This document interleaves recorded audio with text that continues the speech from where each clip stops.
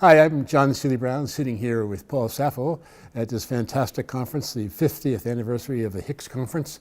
You gave a fantastic talk here. I think you really provided a fantastic perspective on our 50th anniversary of this. However, I have some questions. I knew he was going. Okay. Yeah, no, actually, I'm curious, as you've gone around the world talking about slow versus fast variables in your stack model. How much is that understood, do you think, at a gut level? I mean, they can hear it in your talk, I'm sure, but I mean, you begin to see this kind of infiltrating the way systems thinking is actually happening in various parts of the world, besides Singapore? Right, well, talking about this particular model is something I've only been doing in the last 12 months. So, I've always been, a vox clamato, trying to get people to think long term, and have tried different ways to do it.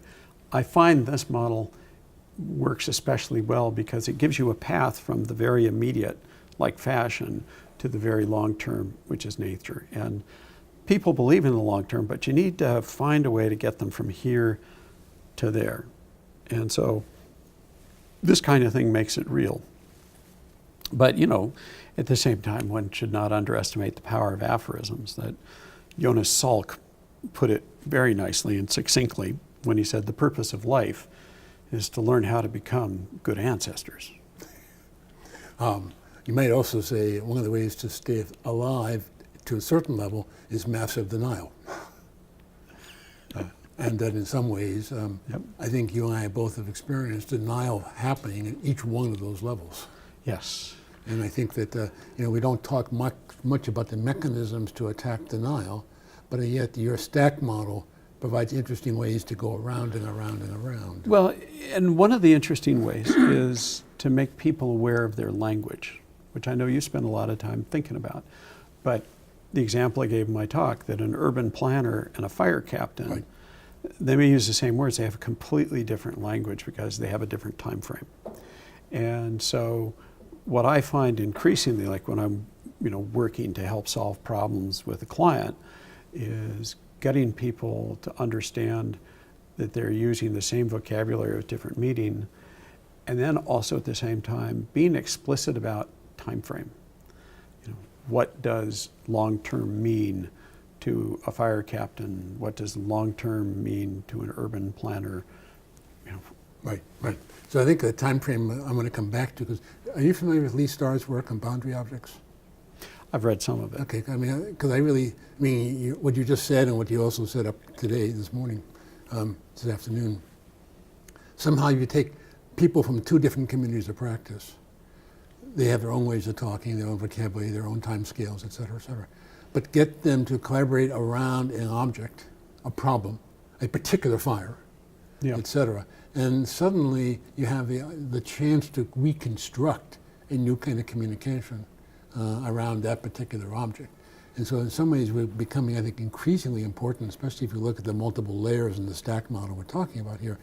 How do you actually find ways to assemble people around concrete problems, not abstract problems, not even simulated problems necessarily, but real ones? Anyway, I forgot, did I drag you to Fort Irwin about 15 years ago? Weren't you on that trip? I'm not sure. It was Dick O'Neill and I came up with this idea, and we brought senior management from California Department of Forestry Firefighting to have a meeting with their counterparts at Fort Irwin around incident command. No, it's not part of that gathering, yeah. It was, one of those kinds of events, though. It was really fascinating to see. Here was a system, incident command system, that through LA County Fire and the fire scope system, actually had come out of the military and now is coming back into the military was trying to learn from it. So. But I'm also struck in the same sense, if you look at the essence of Toyota production system management, they have a habit, if there's a real major problem that happens, you don't report the problem to the senior management. The senior management gets on the plane and goes to the problem. Fascinating. Okay? Yeah, and so they embed themselves, they immerse themselves in the problem space, meet the people face to face in that problem space, and start to construct a kind of a textured understanding. It's kind of like, how do you interrogate context? Because our games are really around interrogating context. You stick it in a chair and you put a bright light on it and say, you're going to talk. Real context. Thank you very much. Yes, but I really think it's, but I mean, it seems to me this whole question of how do we communicate across different epistemic layers, different disciplinary layers, and all this kind of stuff is becoming now more critical than ever, because everybody is so focused on the fast variables and have no understanding of any of the things that lead up to that, how you affect this kind of thing. Well, and typically the response to a crisis is not unlike people driving on an icy road. There's a moment when instinct and logic diverge, and when you're on a road, the cool Newtonian part of your brain says, turn with the skid and you'll be fine. While your lizard brain is saying, turn against the skid, and if you listen to the lizard, you're going to hit a tree. And that's what I love about your example about Toyota executives going there directly. Right.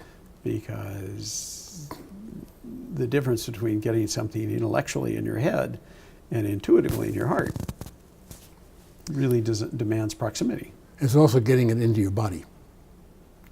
I mean, it's having, tacit knowledge does not stop here. Right. I mean, it infuses your entire body, and we forget how much of our understanding is muscle knowledge of one form or another, and how much of that really informs how we understand the world and how we become effective in making things happen. So so given the kinds of problems we're now facing in the world, how much time have you been able to spend on rethinking what we should be doing through, for example, higher education?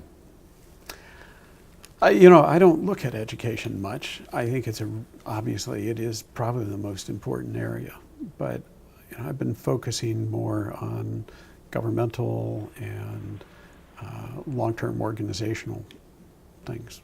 But the folks you meet in these places have a tremendously hard time understanding. I think a really interesting thing about the education problem came up in the Q&A here, and it's usually the first thing that people talk about. But it sometimes is the easiest, and ironically is an abstract question. Right, they go, oh wow, education is really the area, and then they go off to the area they have expertise in. Right, and I. So my question: who is doing really interesting stuff with education that's having impact? Well, I mean, I would say probably the connected learning communities. Which is really trying to find ways to say, how do you turn look at the entire ecosystem that you're immersed in, and how do you figure out what the resources are to learn from and with, and how do you shift from, of course, education to learning, and how do you shift from being, taught to how do you find ways to build communities that you are capable of learning with and from each other, and how do you learn how to assemble teams to learn from. So let me ask you another way. Yeah, I mean, you see, at Stanford, the phrase you hear constantly is no longer sage on the stage, it's guide by the side, and we all at the D school talk about T-shaped people and right. all that stuff. But my sense is there's progress being made, but it's nowhere even close to fast enough progress. Right, and I wouldn't look to D school for this kind of stuff. I'm not. I'm talking about education in general. Right. I'm fond of, and we talked a little bit more tonight with my colleague. What are the ways to use, for example, honest-to-God architectural studio type techniques, and even looking at things in the humanities, to immerse people in problems that they can work on? So give me an example. I'm not an architect. Well, the catch is these things would take on like 3 or 4 or 5 months, where they really come to look at what are the multiple underpinnings of the problem space that we're really dealing with. You might actually go back to that whole stack model, but my particular interest in the groups I'm working with in architecture as well are looking at this thing in terms of complexity science. How do you actually start to understand what are the forces at work? So here's a proposed solution. 99.9% of the architects who get architecture degrees, my impression is they never get to build anything. Correct. You know, the poor souls, they kind of walk through life, you know, like a golden retriever with a tennis ball in its mouth, wondering what it's supposed to do.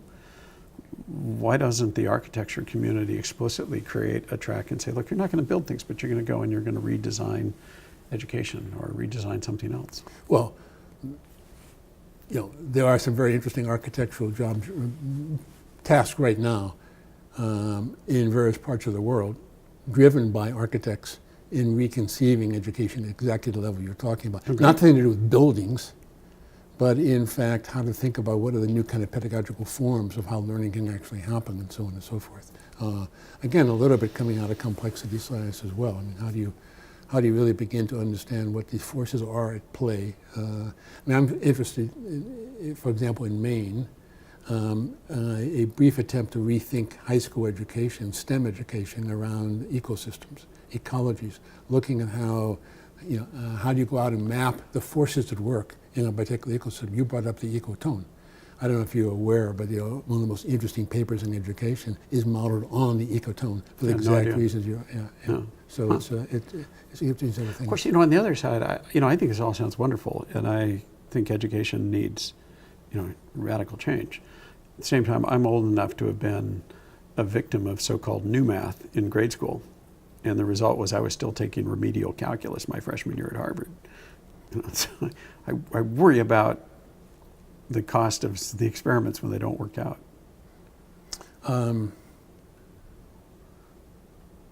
That's kind of a very interesting kind of a problem, because I'm always hesitant when people come up and say, what should I do with Johnny? Right. You know, knowing that I do a lot of work in education, I say, well, you know, I don't want to talk about Johnny. Here's my answer. I was talking to some Stanford parents, and they said, well, you know, how can I guarantee success for my little darling who's about to enter Stanford? I said, well, it's too late for her, but her younger sister, the secret to success is 2 passports and 3 languages. In fact, I actually argued on changing the foreign language requirement when I was coming up in my doctorate program to say, you ought to be asking me how many languages do I know, but 2 of those could be computer languages. It was not popular. Nice try. Yeah. Well, I did that as well as 2 foreign languages, but yeah.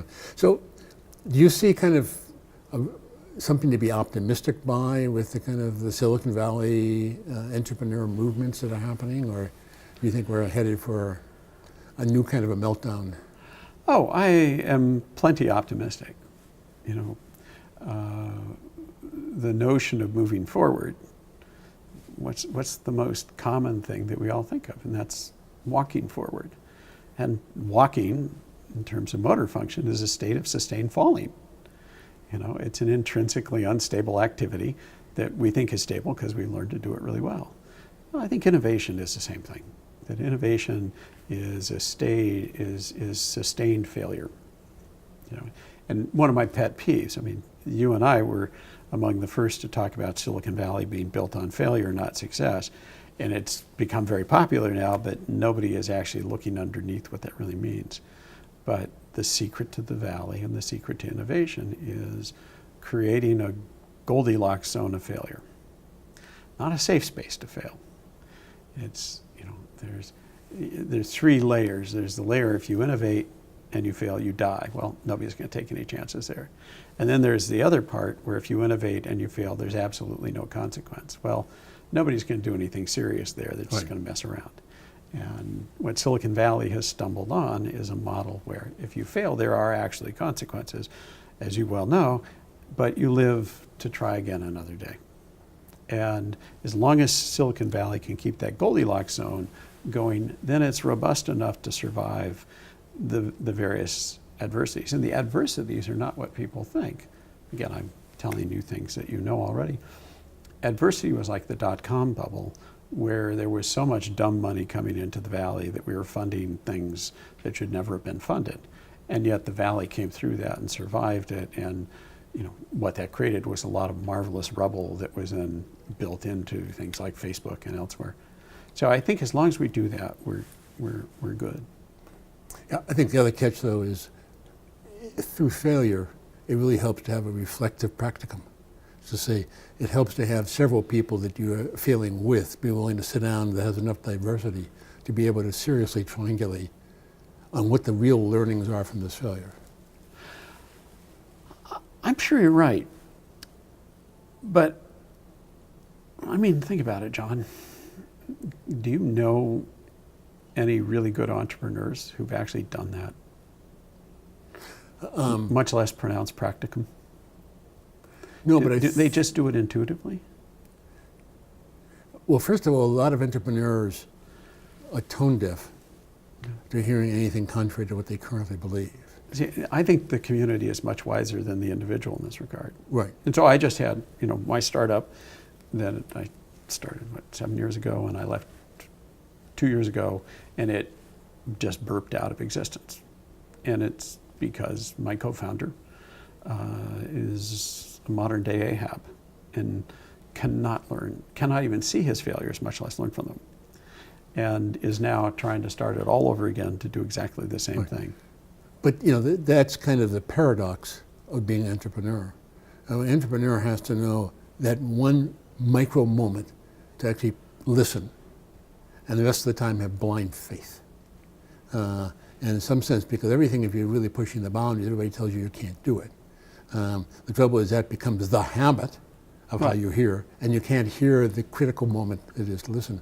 So it's kind of how do you listen to productive failure, or how do you figure out that one moment to figure out how to now step back and say. Well, and I think in terms of innovation, the metaphor that is used in rocketry, the notion of a launch window. Right. That there are launch windows for companies. Of course, Picasso put it nicely when he said, the first man to compare his lover's lips to a rose was quite possibly a genius. However, every man thereafter to make the comparison is most certainly an idiot. So getting that moment right and being the first. Right. You have the launch window piece. At the same time, there's also, we're talking about Doug Engelbart, that Doug could not be pushed off his path even slightly. But you and I know other people who never get anywhere because they just blow with the wind. And I think the art of being successful in entrepreneurship is looking for those fruitful diversions while staying on a larger golden path. And that you may not end up where you intended, but you will end up in a productive space if you stay open to those things. Yeah, but I think we tend to underestimate and do not train anybody to kind of be reflective at what are the right moments to listen, and how do you let your body tell you that? I mean, there's something about the tacit knowledge again that comes into play, saying, no, I got to listen to this again. And, I find myself constantly in a situation where, I used to running park, get really angry at bad ideas and kind of shut things down. Well, they were often really good ideas. But now I can feel my body tensing up, and then I say, I'll stop, I won't say anything more. I'll wait a day, and I try to figure out what my body has told me, and then go back and reframe the conversation. I mean, I also think that this notion of this understanding your own, I think our body is better at sensing some of the stuff than we, understand, and then use that as an opportunity to go back and peel it back and try to build a conversation around what it is that's, why this is the right moment to take it seriously. We're talking about this against the backdrop of the dirty little secret that you and I know perfectly well, and that is some of the worst managers on the planet are in Silicon Valley. Some of the worst CEOs we've ever seen, that they substitute velocity for good management. Right. And it seems to work at some level. Yeah, that's a bigger question. I mean, if the tape wasn't running here, we could talk about specific examples. Well, but one, Java. Scott McNeely, the first time he saw Wayne Rosie and showed him Java, he said, hey, this is great, but this is get back to critical stuff. And Wayne ignored him and changed its name, and like 2 more instances like that. And then the final time Scott saw, he said, "This is fabulous. I'm so glad I thought of this." And how's son doing, by the way? Sorry. I'm not passing judgment on Sun, but Well, it doesn't exist, but yes. yeah. No, but I think that I think part of the catch is we now have power tools to try out ideas so fast and distribute these ideas so widely that we may be able to do a kind of get a lot done in these small windows. If you to could learn. pick an individual or small team anywhere that comes closer to practicing these practices, who would it be? Oh, I'd take you into a half a dozen or more teams inside Amazon. Amazon. Okay. Yeah. I mean, Amazon is innovating ideas so goddamn fast and furiously, you can't believe it. But there's a culture of small teams with zero politics and zero passive-aggressive behavior, working together, creating their own fitness functions, measuring their own performance relative to their fitness function, and so on. So is there an Amazon product out there that you can point to and say this was something that resulted from that? Well, I might start with something simple like AWS, or look at Alexa. Alexa was one of those teams, yeah. Yeah. You know, and I mean, almost everything you know starts out with a very small team inside Amazon. But I mean, there is a sense of let you start small, but how do you build a team that builds their own fitness function and holds themselves accountable to that? So one way to train would be to take people from those teams and convince them to go out and train others. Right. Or having schools figure that out. Anyway, we're a bit off topic. So, anyway, is there any kind of parting words you'd like to kind of say from your experience out here? And you know, when you ask a question like that, my mind goes blank. say if I sleep with you. Yeah. So, you know, honestly, You can hypothetically ask me this question tomorrow after mine. Yes. Yeah, that's okay. Anyway, good. I mean, you opened up all our eyes in incredibly powerful ways, and ways that kind of will stay with us, I think, for years, actually. I mean, it's the power of some of your images and the power of some of your stories, you know, stay with you, and that's the beauty of understanding how to tell the evocative story that kind of creates a sense of resonance and then constant refinement. So you are an artist in a whole new dimension. Well, thank you. Thank you. Good.